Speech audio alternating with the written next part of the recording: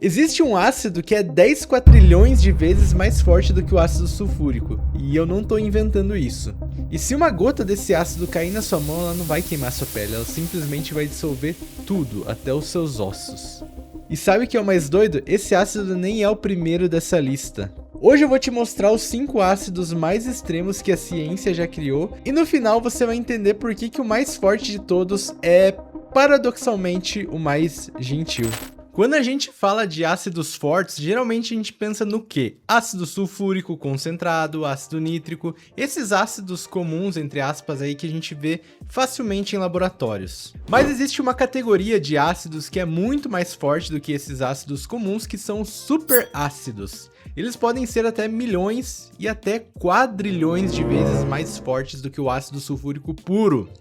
Você não entendeu errado, é quadrilhões. Hoje a gente vai falar então dos 5 ácidos mais fortes conhecidos pela ciência. Obviamente eu não vou trazer nenhum aqui, porque tem alguns que até não podem nem ser armazenados em vidro, sabiam? Pois é. Mas antes de entender como que a gente mede essa força dos ácidos, vamos lembrar de uma definição muito simples que a gente aprende lá na escola, a definição de Arrhenius. Ácido é toda substância que libera íons H+ em solução, e para medir isso a gente usa a escala de pH, que vai de 0 a 14. Lembram? pH baixo é ácido, pH alto é básico, e pH neutro é 7. O problema de usar a escala de pH nesse caso é que ela é limitada pela água. Geralmente a gente mede a concentração de íons hidrônio em uma solução aquosa diluída. Então geralmente a gente nem consegue com essa escala perceber a diferença entre o ácido sulfúrico e o ácido clorídrico, por exemplo. Então o que a gente faz quando a gente tem um ácido tão forte que nem a água consegue medir a sua força, entre aspas, ou pior ainda, né? Se a gente não está em uma solução aquosa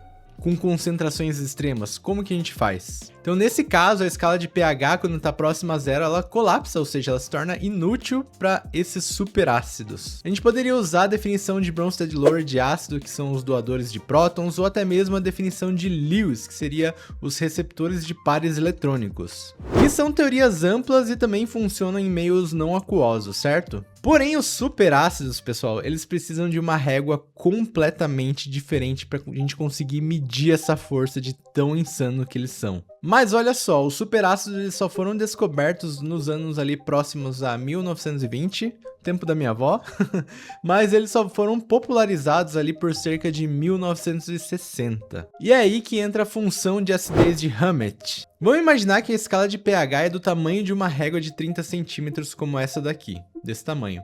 E a força de um superácido é equivalente à distância da Terra e da Lua.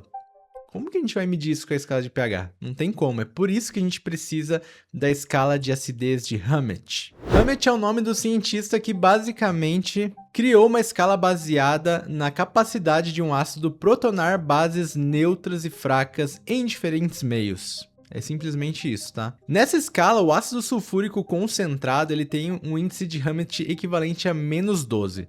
Só para você ter uma ideia, cada unidade que a gente desce nessa escala de Hammett, ela representa um aumento de 10 vezes na sua acidez. Então a gente tem um efeito que a gente chama um efeito exponencial de acidez conforme a gente vai diminuindo esse valor nessa escala de Hammett. Então um ácido que seria no índice de Hammett -13 seria 10 vezes mais forte do que o ácido sulfúrico concentrado. E se a gente tivesse um ácido na escala de Hammett aí de -22, quantas vezes mais forte que ele seria que o ácido sulfúrico? Quem falou 200 vezes errou muito, tá? Errou muito. E quem falou 10 bilhões de vezes acertou, exatamente, 10 bilhões de vezes mais forte do que o ácido sulfúrico concentrado. Então a gente precisa dessa escala de Hammett porque os superácidos conseguem doar prótons para bases que são extremamente fracas. Exemplo, hidrocarbonetos, é muito difícil protonar um hidrocarboneto para formar o que a gente chama de carbocátion, quem estudou química orgânica já sabe disso. E o mais doido de tudo isso é que tempos atrás isso daqui era apenas teoria, tá? Ninguém imaginava que seria possível. Ah, existe a possibilidade de formar um carbocátion estável, mas não tem como experimentalmente. Sim, tem como. E foi justamente isso que deu um prêmio Nobel a um cientista chamado Ollah, George Ollah. Dito isso, vamos listar aqui os 5 ácidos mais fortes já conhecidos no planeta Terra. Começando pela 5ª posição, é claro. O primeiro, galera, é simplesmente sinistro, tá? Em 5º lugar, a gente tem o ácido fluorosulfúrico. E esse aqui guarda uma grande surpresa que vai contra tudo aquilo que você já ouviu falar. que foi? Era água? Você acha que eu ia ter esse ácido aqui? Não, né? Você provavelmente já ouviu falar que esse ácido aqui derrete vidro, né? Ou melhor dizendo, ele dissolve vidro. Afinal, ele tem flúor, o ácido fluorídrico dissolve vidro, então o fluoro sulfúrico também, né? Só que não, o ácido fluoro sulfúrico pode sim ser armazenado em vidro comum. E ele pode ser aquecido num becker comum até o seu ponto de ebulição que nada vai acontecer. E isso está documentado num paper muito interessante que eu vou deixar aqui na descrição de 1962. Mas ele tem um problema, tem uma situação que sim, pode fazer ele corroer o vidro, que é quando ele está contaminado com ácido fluorídrico. Esse aí sim ataca o vidro, apesar de ser um ácido fraco, né? Então, se a gente for pensar bem, ele é um ácido, entre aspas, aí, bem comportado para ser considerado um superácido. E por falar nisso, é claro, pessoal, vamos falar do seu índice de Hammett. O índice de Hammett dele é menos 13,9. Então, pensa no ácido sulfúrico, que a gente já pensa numa substância extremamente corrosiva, né? Esse daí tem um índice H bem menor. Eu tô chamando de índice H o índice de Hammett, tá? Só para facilitar a pronúncia. Então, se a gente for fazer a conversão bem certinha, como a gente tem uma escala logarítmica, nós temos aqui um ácido que chega a ser de 60 a 100 vezes mais forte do que o ácido sulfúrico. Loucura isso aqui, né? Meu Deus. Mas vamos olhar para a estrutura dele. Olha isso. Pega o ácido sulfúrico, ele tem dois grupos OH ligados ao enxofre.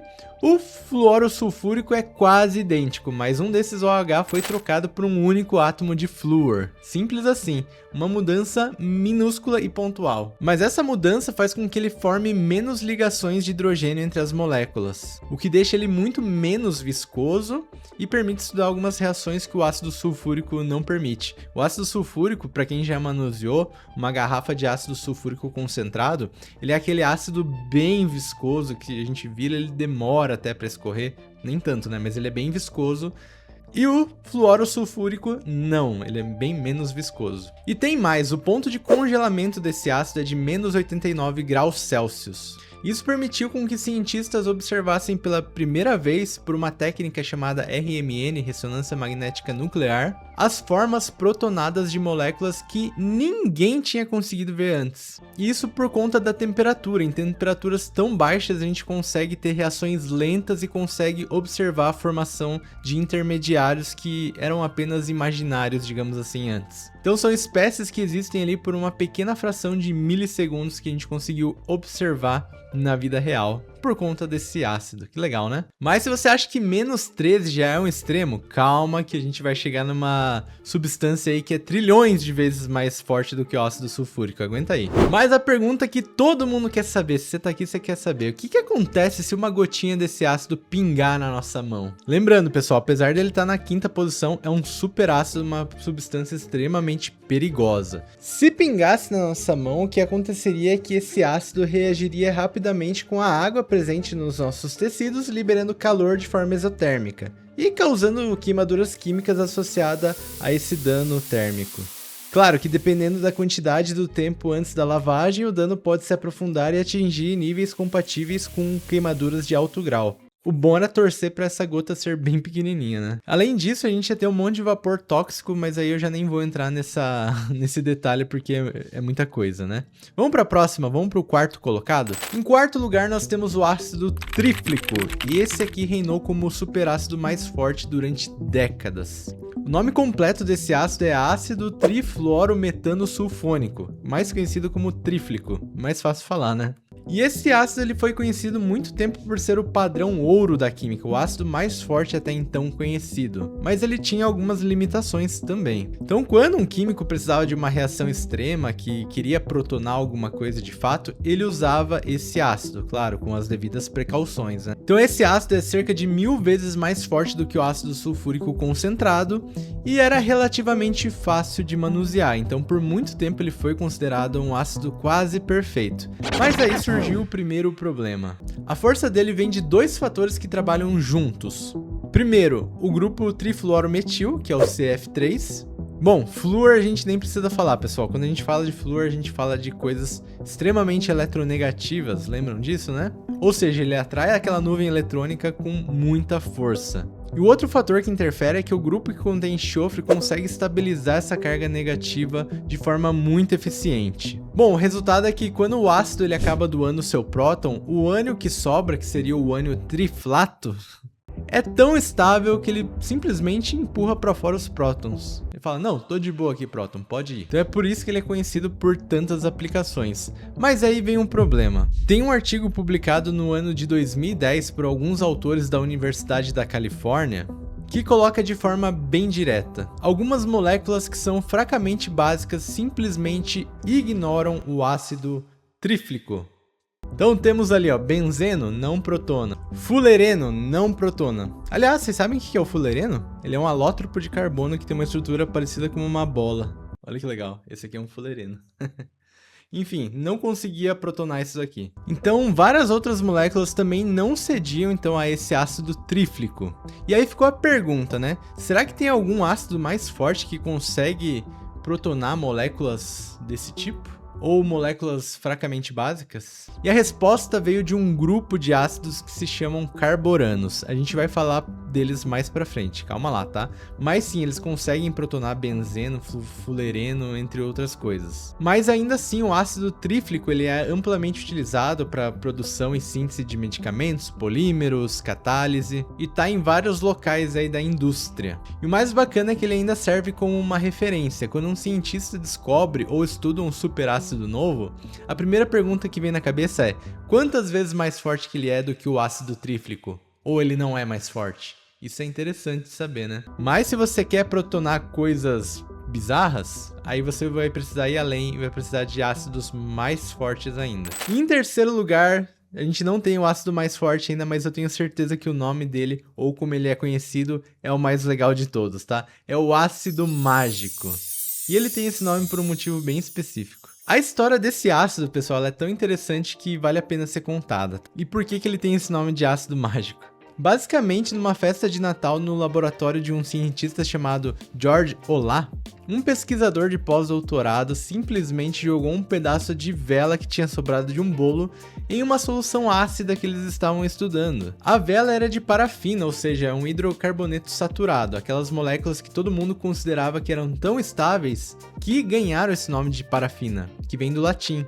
Parum affinis, que significa pouca afinidade, ou seja, não era para reagir, pouca reatividade, né? Pois bem, nessa festa de Natal, essa vela se dissolveu. E quando eles analisaram a solução por RMN, ressonância magnética nuclear, eles viram o espectro perfeito do cátion terc-butila. Esse cara aí, ó. Então, por conta desse experimento meio que sem querer, esses cientistas então acabaram descobrindo e provando que hidrocarbonetos saturados, que eram considerados inertes por mais de uma década, podiam sim ser protonados. E adivinha só por que essa solução recebeu esse nome de ácido mágico? Exatamente por conta disso. Ele fazia as coisas sumirem. Mas vamos para a parte química desse ácido então. O ácido mágico nada mais é do que uma mistura do ácido fluorosulfúrico com o pentafluoreto de antimônio. A proporção clássica desse ácido mágico é de 1:1. E o que acontece quando a gente junta essas duas substâncias? O pentafluoreto de antimônio é um ácido de Lewis poderosíssimo. Ele acaba capturando o ânion fluorosulfurato e forma espécies como essas aí que vocês estão vendo na tela. Ou seja, ele acaba estabilizando a carga negativa de um jeito que deixa o próton muito mais livre e muito mais reativo. É o mesmo caso que eu citei. O ânion é tão estabilizado que ele não liga de soltar esse próton com tanta facilidade. Bom, e os números são impressionantes como a gente já esperava, né? Bom, a gente já viu que o ácido fluorosulfúrico já tem um índice H muito baixo. E quando a gente adiciona, então, o pentafluoreto de antimônio, esse índice H ele pode chegar a -23. Exatamente, -23. Isso significa que ele é simplesmente 100 milhões de vezes mais forte do que o ácido sulfúrico. 100 milhões. Bom, mas e aí? O que dá pra fazer com um ácido tão poderoso assim? Esse grupo de cientistas conseguiu comprovar que o ácido mágico consegue protonar o metano, uma das moléculas orgânicas mais estáveis que existe. Então a gente tem a molécula de metano e a gente colocaria mais um próton aqui formando essa molécula. Não liguem pra geometria, tá? Sim, é o cátion metônio, com 5 hidrogênios ao redor do carbono. Até então, ninguém tinha conseguido fazer essa molécula em solução. A partir desse metônio, a gente pode perder hidrogênio e formar outros carbocátions, e com diferentes processos formando hidrocarbonetos de diferentes pesos moleculares. E simplesmente permitiu que a gente desenvolvesse reações eletrofílicas em alcanos, coisa que até então não era possível, digamos assim. Então, na prática, o ácido mágico ele é bastante utilizado na indústria do petróleo, em refinarias, e até em processos para aumentar a octanagem da gasolina. Só lembrando, a ideia não é jogar o ácido mágico na gasolina no tanque, senão você vai dissolver o tanque inteiro do carro e vai dar problema. Ele é usado como um catalisador para essas reações. Mas se você acha que menos 23 no índice H ainda é pouco, 100 milhões de vezes é pouco, espera para ver o último, tá?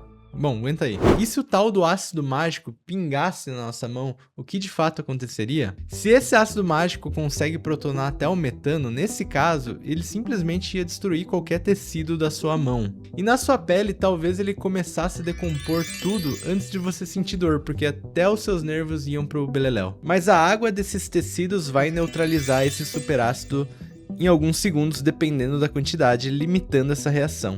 Segundo lugar, ácido fluoro antimônico. Se você for pegar algumas listas aí na internet e tudo mais, vão falar que esse daqui é o ácido mais poderoso conhecido pelo planeta.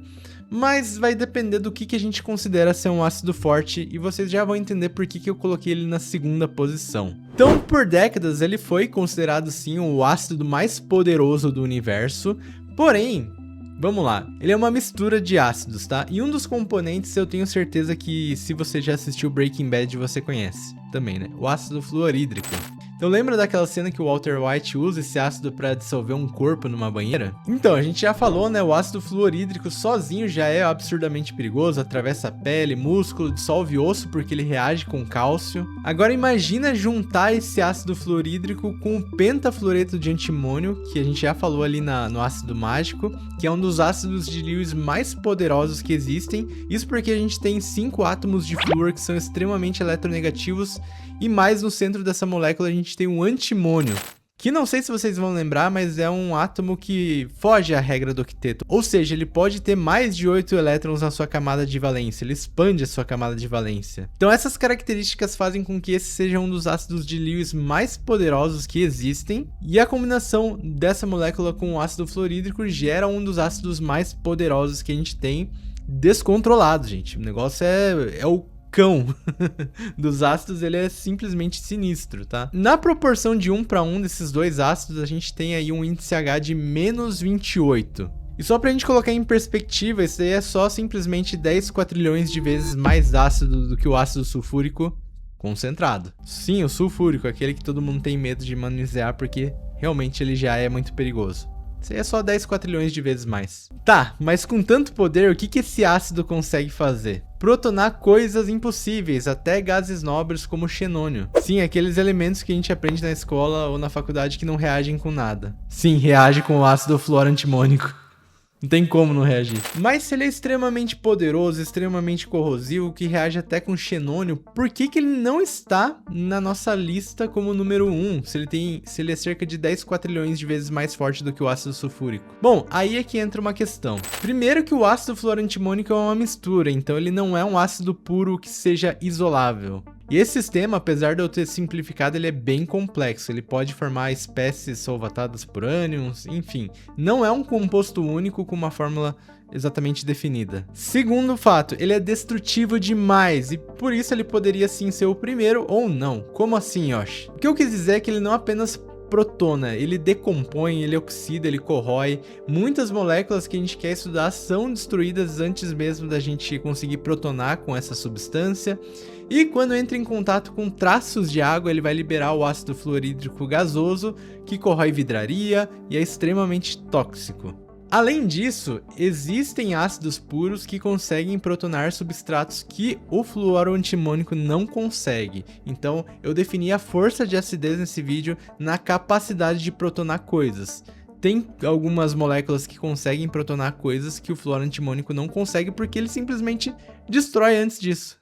Essas substâncias são ácidos carborâmicos, que a gente vai ver na primeira posição, que um cientista chamou que são ácidos fortes, porém gentis. Olha que legal. Ou seja, um ácido extremamente insano de forte, consegue protonar qualquer coisa, mas não destrói a molécula no processo. E isso é uma vantagem muito boa, né?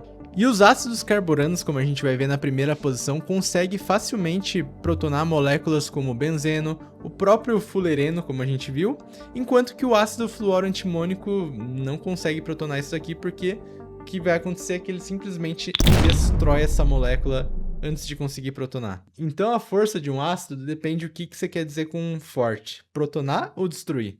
Eu estou considerando protonar. E estou arrumando minha molécula agora. Aí. Ah, e é claro, o fluoroantimônico também não pode tocar vidro, que senão ele vai corroer. Não pode tocar a maioria dos metais, porque senão ele também vai corroer. Ou seja, ele só pode ser armazenado em recipientes de Teflon, que basicamente é um polímero que tem ligações carbono e flúor que são extremamente resistentes. Mas aqui nessa lista não é o número 1. E o que ocupa o topo dessa lista vai te surpreender, porque ao mesmo tempo que ele é o ácido mais forte, ele também é gentil. E em primeiro lugar nós temos o ácido de carborano. O ácido mais forte que pode ser isolado como um composto puro. E aqui tem um paradoxo que ninguém esperava. Em 2004, um grupo de pesquisa publicou a síntese desse ácido que é tão forte que consegue, além de protonar moléculas como benzeno, fulereno, faz isso a temperatura ambiente e você ainda consegue isolar o produto. E a pergunta é, por que ele é tão forte, mas ele não é destrutivo, né?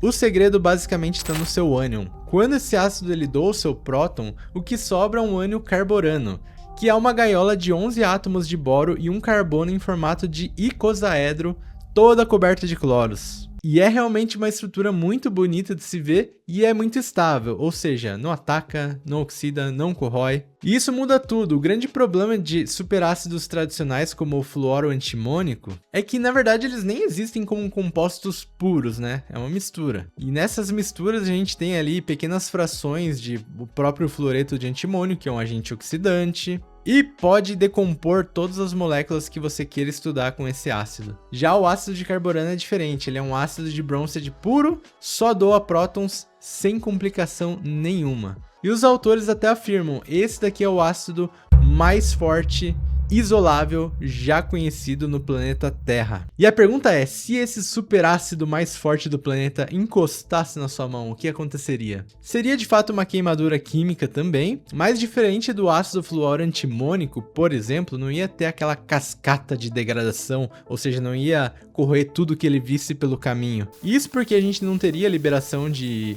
ácido fluorídrico, e é por isso que os pesquisadores chamaram ele de ácido extremamente poderoso, porém gentil. Poder extremo com controle. Bem, pessoal, o que vocês acharam dessa lista? O mais legal que a gente aprendeu aqui é que o ácido mais forte considerado pela ciência, ele não é o mais destrutivo. Esse ácido de carborano que a gente viu no topo da lista, ele pode sim ser armazenado numa garrafa diferente dos outros. Então a nossa química moderna, ela pode trazer que força e reatividade extrema são coisas diferentes. E o mais legal é que esses superácidos que estão sendo estudados e descobertos estão expandindo o próprio limite da ciência conhecida nossa, permitindo reações que antes não funcionavam, estabilizando intermediários que antes só existiam na teoria, e o mais importante, mostrando que ainda tem muita coisa para descobrir sobre uma coisa tão fundamental que é o próprio próton. Mas se você curtiu esse vídeo mergulhando aí nos extremos da química, eu tenho certeza que você vai curtir algum desses aqui também. Muito obrigado a todos que assistiram até aqui.